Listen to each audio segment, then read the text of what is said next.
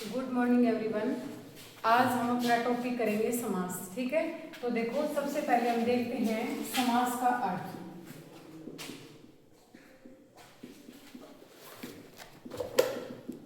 देखो समास का अर्थ होता है,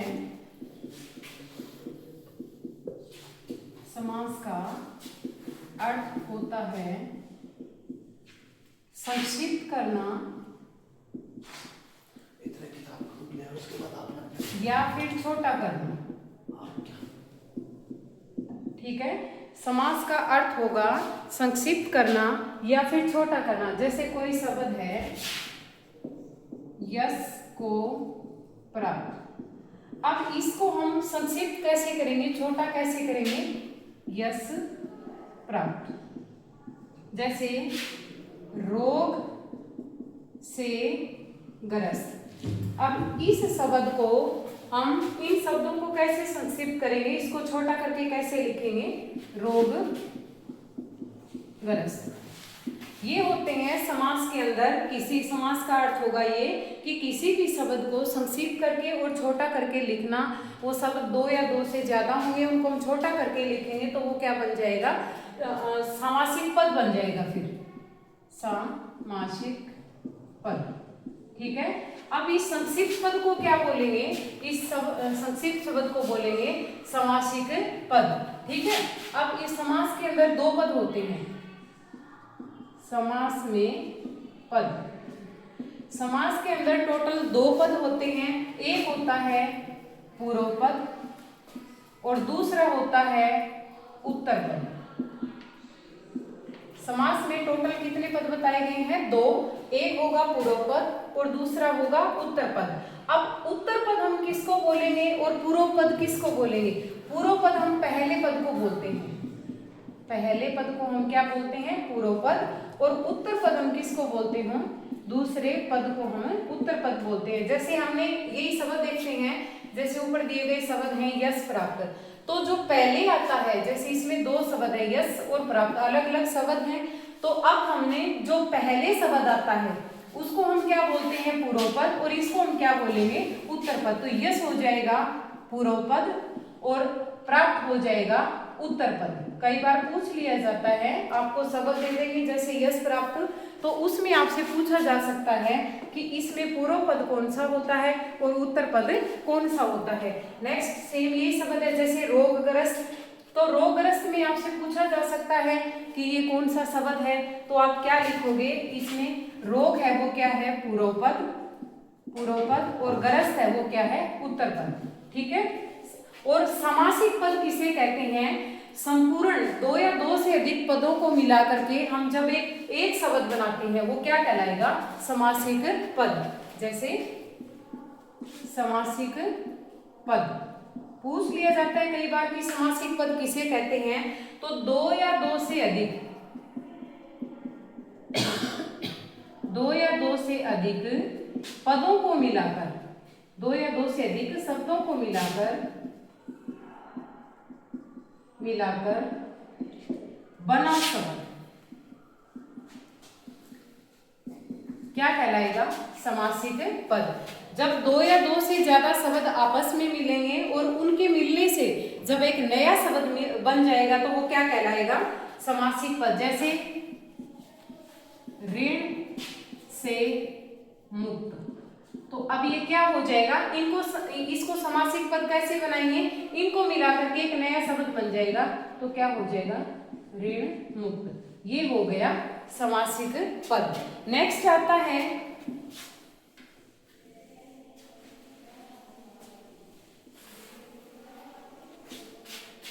समास विग्रह।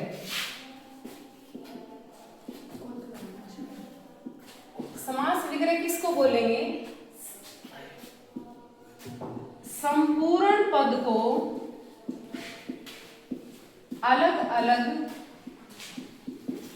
करके लिखना। संपूर्ण पद या संपूर्ण शब्द जो भी दिया हुआ होता है उसको जब हम अलग अलग करके लिखते हैं तो वो क्या कहलाएगा? समास विग्रह कहलाएगा। जैसे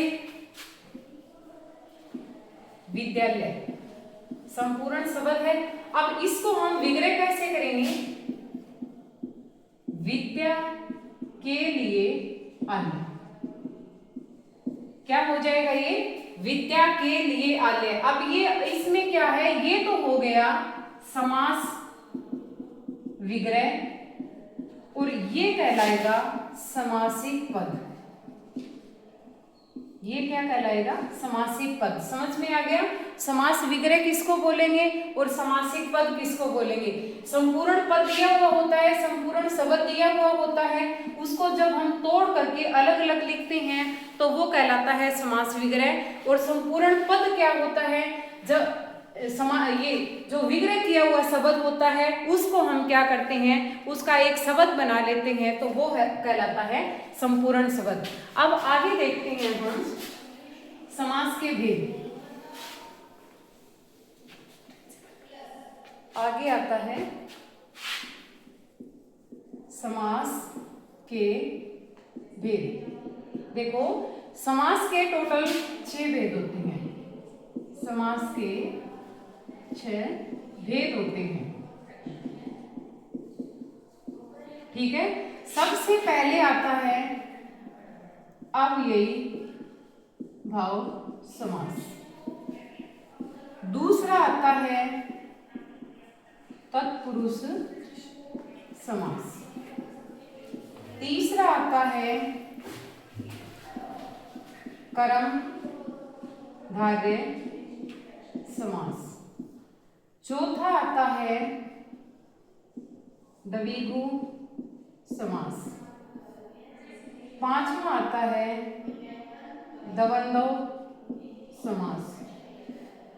और छठा आता है बहुव्रीहि समास। ठीक है। टोटल हमारे समास के भेद होते हैं 6। सबसे पहले आता है अव्ययीभाव समास, उसके बाद आता है तत्पुरुष समास, नेक्स्ट आता है कर्मधारय समास, उसके बाद आता है द्विगु समास, उसके बाद आता है द्वंद्व समास और लास्ट में आता है बहुव्रीहि समास। अब सबसे पहले जो हमने लिखा हुआ है अव्ययीभाव समास।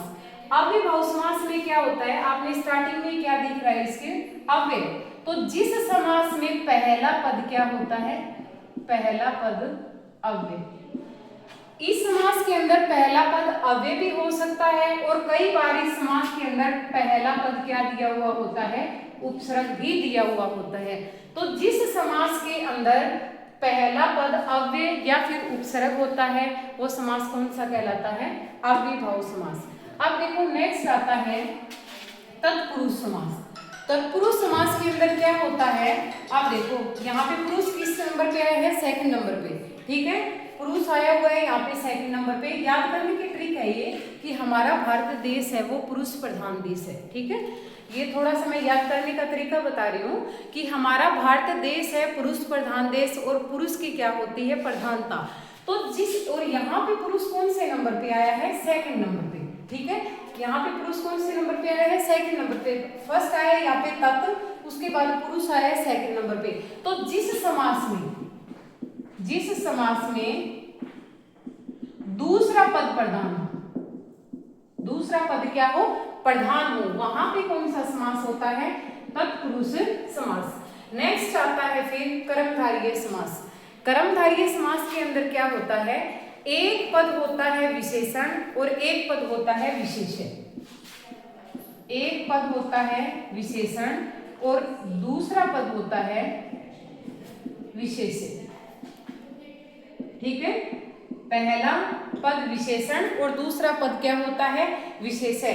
तो इस समास में कर्मधारय समास में क्या होगा? एक पद दूसरे पद की क्या बताता है? विशेषता बताता है। तो यहाँ पे कौन सा समास हो जाता है? कर्मधारय समास। अब नेक्स्ट आता है द्विगु समास। अब देखो यहाँ पे क्या दिया हुआ है? द्वि। ठीक है। क्या दिया हुआ है? द्वि। द्वि का मतलब क्या होता है? 2। ठीक है। याद करने का ये तरीका है एक, जैसे यहाँ स्टार्टिंग में दिया गया है द्वि। द्वि का मतलब होता है 2 और 2 क्या होती है? एक संख्या। 2 क्या होती है? एक संख्या। तो जिस समास के अंदर पहला पद संख्यावाची हो,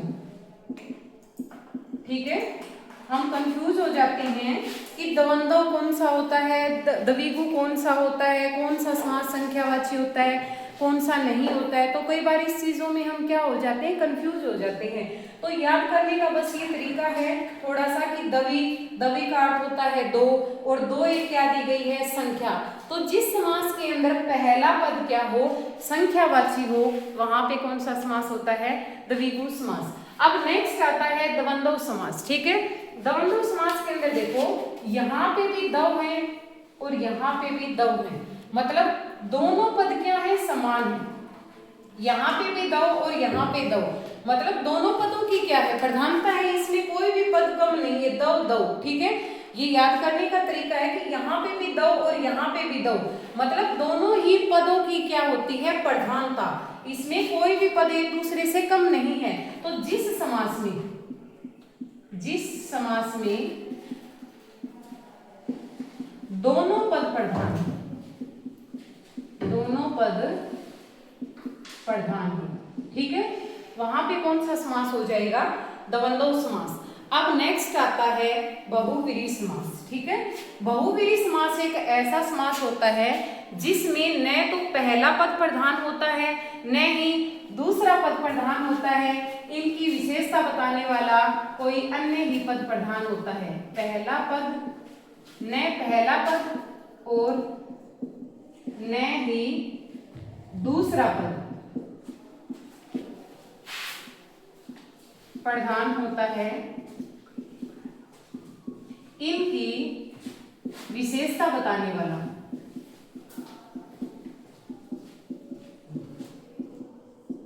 अन्य ही पद क्या होता है, प्रधान। ठीक है, तो जिस समास के अंदर न आपको पहला पद प्रधान लगे और न आपको दूसरा पद प्रधान लगे, कोई अन्य ही पद आपको प्रधान लगे, वहां पे हो जाता है बहुव्रीहि समास। अब हम देखो इनको सभी को डिटेल से करते हैं। अब सबसे पहले हम चलते हैं अव्ययभाव समास में।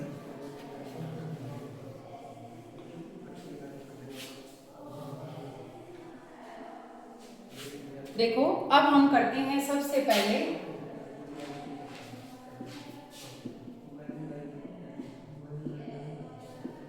ठीक है, अव्ययभाव समास मैंने पहले भी बताया है कि जिस समास के अंदर पहला पद क्या हो, अव्यय, पहला पद क्या हो, अव्यय।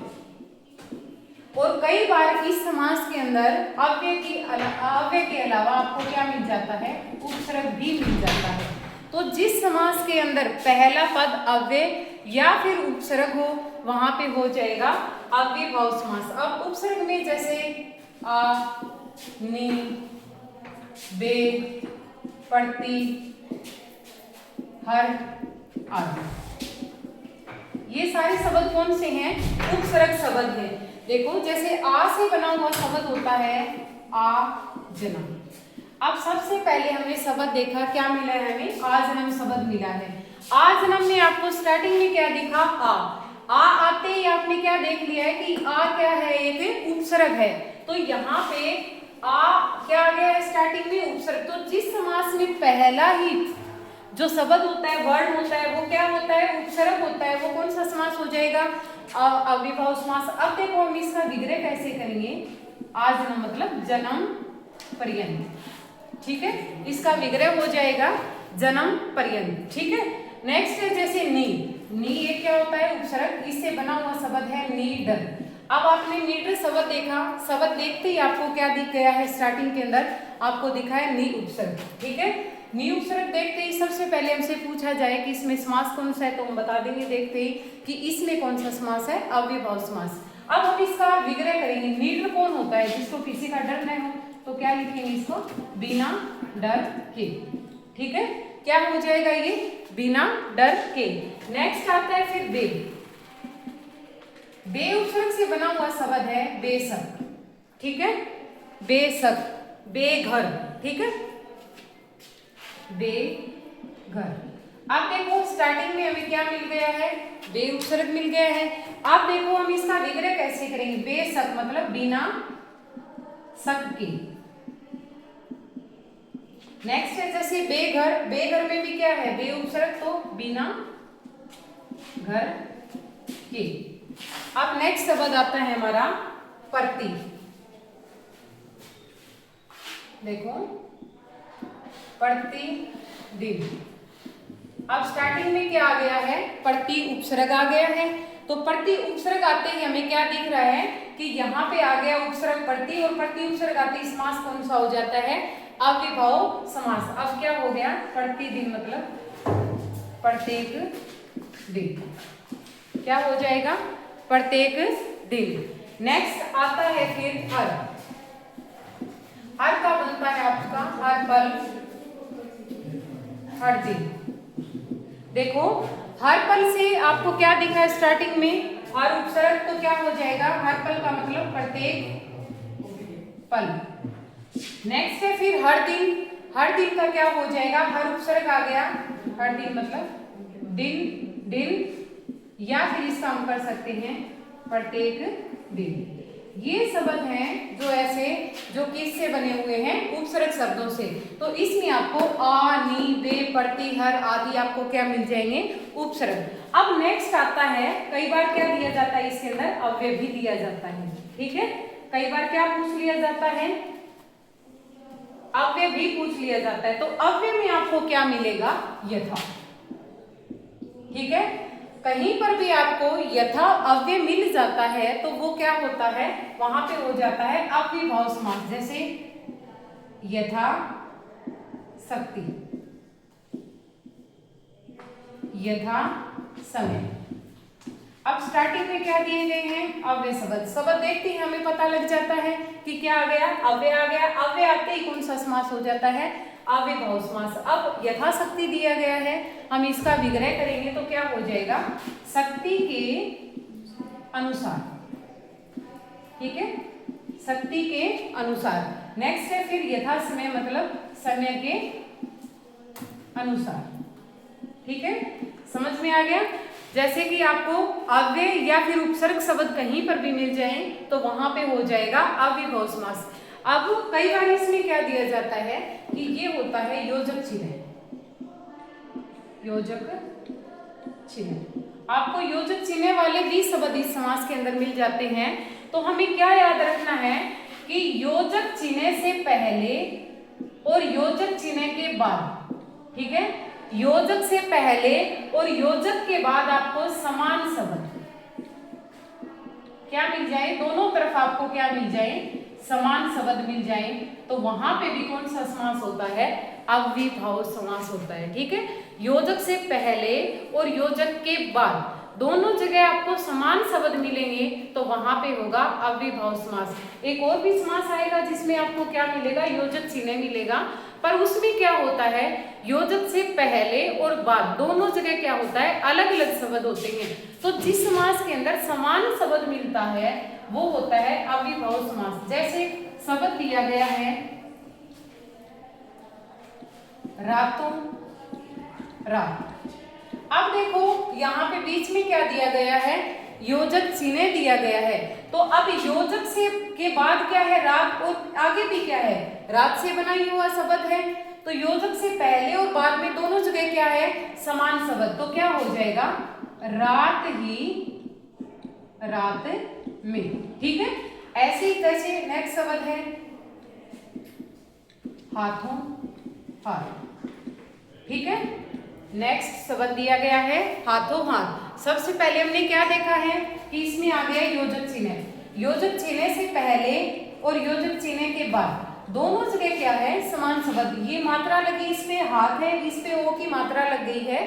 तो ये नहीं है कि ये शब्द अलग है, नहीं, मात्राओं का फर्क है ये नहीं देखा जाता, परंतु बना तो किससे है? हाथ से ही बना हुआ है। तो यहाँ पे क्या हो गया? शब्द दोनों है समान। तो अब इसमें हमने क्या करना है? इसका विग्रह करना है। तो क्या हो जाएगा? हाथ ही हाथ में। ठीक है, नेक्स्ट है जैसे कानों कान। ठीक है, तो अब देखो योजक चिन्ह आया, योजक से पहले और योजक के बाद दोनों जगह क्या है? समान शब्द है। योजक से पहले और बाद दोनों जगह अगर समान शब्द होगा तो वहां पे हो जाएगा अव्ययभाव समास। तो अब देखो इसका क्या हो जाएगा विग्रह? कान ही कान में।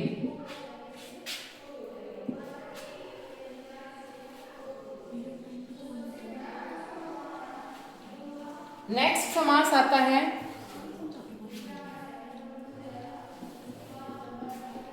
तत्पुरुष समास। ठीक है, नेक्स्ट समास आता है तत्पुरुष समास। देखो इस समास के अंदर क्या होता है, सेकंड पद क्या है, पुरुष। ठीक है, तो मैंने आपको पहले भी एक ट्रिक बताई थी कि हमारा भारत देश क्या है, पुरुष प्रधान देश है। और याद रखने का एक तरीका है कि तो यहाँ पर पुरुष आया है सेकंड नंबर पे। ठीक है, सेकंड नंबर पे आया है तो ये क्या हो जाएगा, इस समास के अंदर दूसरे पद की क्या हो जाएगी, प्रधानता। दूसरा पद क्या हो जाएगा, प्रधान। तो जिस समास के अंदर आपको दूसरे पद की क्या मिल जाए, प्रधानता मिल जाए, वो समास हो जाएगा तत्पुरुष समास। अब देखो टोटल हमारी विभक्तियां होती हैं 6। ठीक है, टोटल हमारी विभक्ति 6 में कितनी होती है, 6। जैसे कर्ता कारक से लेकर के, कर्ता से लेकर के और इसमें संबोधन तक, इनको मिलाकर के 8 हो जाती हैं। परंतु इस समास के अंदर हमारी टोटल विभक्तियां 6 ही प्रयोग की जाती हैं। ठीक है, कारक चिन्ह टोटल होते हैं हमारे 8 विभक्तियों का प्रयोग होता है। परंतु इस समास के अंदर हम कितनी विभक्ति चिन्ह का प्रयोग करेंगे, 6 विभक्ति चिन्ह का ही प्रयोग करेंगे। पहले कर्ता और लास्ट संबोधन को छोड़ करके 6 कारक चिन्ह का इस समास के अंदर क्या होता है, प्रयोग होता है। ठीक है, तो सबसे पहले कौन सा आएगा, इसमें कर्ता को छोड़ करके क्या आ जाएगा, कर्म कारक। कर्म कारक। ठीक है, कर्म कारक का विभक्ति चिन्ह हो जाएगा कर्ता ने कर्म को। जब इस कर्म कारक के अंदर आपको क्या विभक्ति चिन्ह मिलेगा, को। जब इस समास का आप विग्रह करोगे तो आपको विग्रह करते टाइम आपको मिल जाएगा को। तो इस समास को हम बोलेंगे कर्म तत्पुरुष समास। इस समास को हम क्या बोलेंगे, कर्म तत्पुरुष समास। जैसे हो जाएगा एग्जाम्पल इसका वन गमन। ठीक है, तो इसका विग्रह करेंगे तो क्या हो जाएगा, वन को गमन। ठीक है, क्या हो जाएगा इसका विग्रह, वन को गमन। जैसे देश गमन, तो क्या हो जाएगा, देश को गमन। ठीक है, तो आपने विग्रह किया तो विग्रह करते टाइम क्या आ गया, को। विग्रह करते टाइम क्या आ गया, को। आपको देखना है कि जिसके अंदर विग्रह किया तो करते टाइम को आया तो वहां पे हो जाएगा कर्म तत्पुरुष समास। नेक्स्ट आता है फिर इस समास के अंदर करण तत्पुरुष समास। करण तत्पुरुष समास। करण का विभक्ति चिन्ह होता है से या फिर द्वारा। ठीक है, करण का विभक्ति चिन्ह होगा से या फिर द्वारा।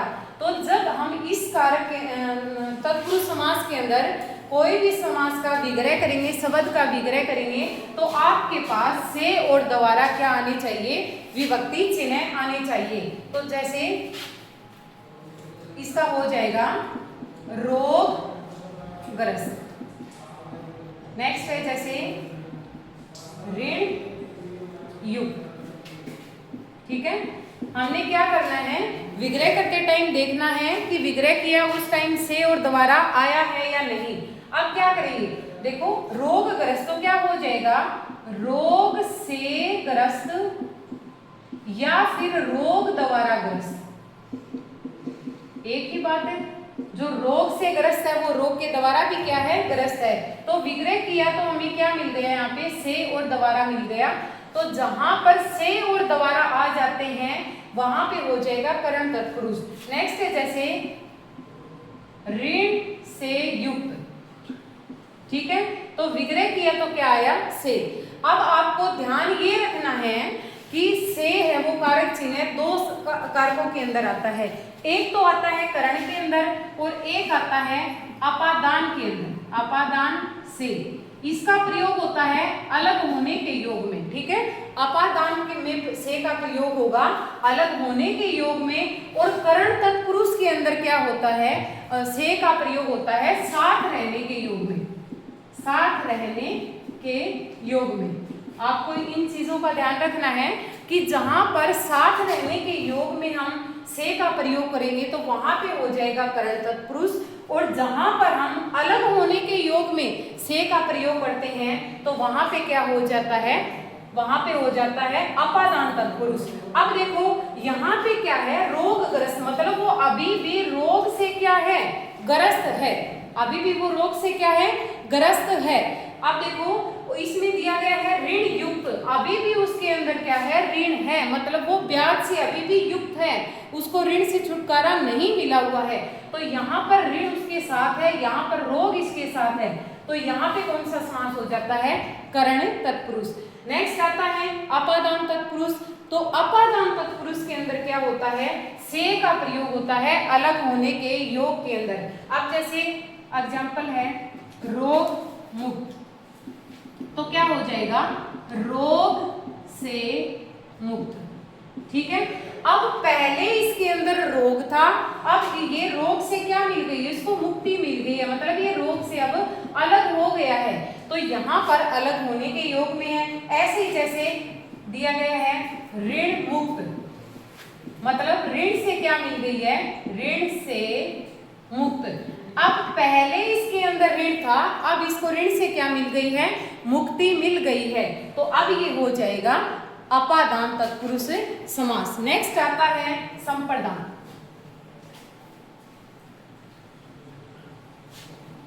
अब देखो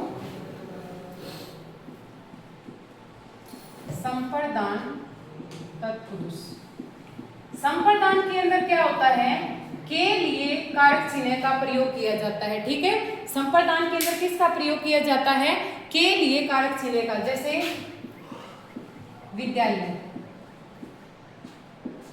रसोई घर, ठीक है। तो क्या हो जाएगा, विद्या के लिए आलय, ठीक है। क्या आ गया, के लिए, रसोई के लिए घर, ठीक है, समझ में आ गया।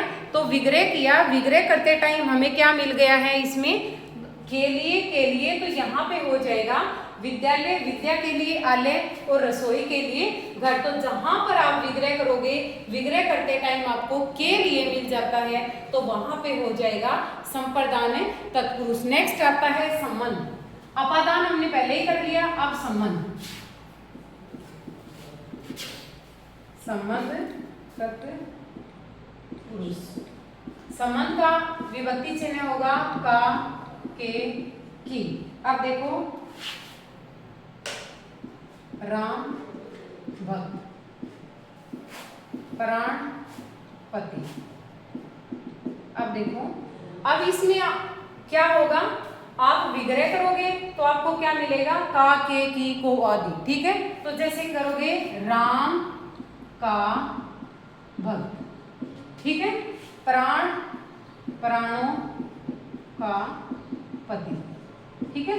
तो हमने विग्रह किया तो क्या हो गया है, यहाँ पे का आपको कारक चिन्ह मिल गए, का कारक चिन्ह देखते ही आपको कौन सा समास लगा देना है, संबंध तत्पुरुष समास, ठीक है। लास्ट आता है फिर अधिकरण।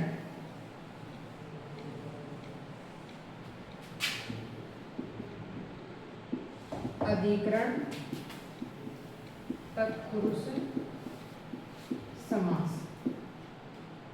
अधिकरण में, पे, पर, जैसे आप बीती, सर दर्द। अब देखो आप इसमें विग्रह करोगे तो अधिकरण तत्पुरुष के अंदर आपको क्या मिलेगा, में, पे, पर, ठीक है। ये आपको कारक चिन्ह मिल जाएंगे। तो जैसे आप बीती, आप पर बीती। अब देखो सर, सिर दर्द, तो क्या हो जाएगा, सिर का दर्द, ठीक है, ठीक है, सिर का दर्द, ठीक है। तो यहाँ पे कौन सा हो जाएगा, सॉरी, सिर में दर्द, ठीक है। तो यहाँ पे क्या हो जाएगा, आपको क्या विभक्ति चिन्ह मिल गया है, में, और यहाँ पे क्या मिल गया है, पर।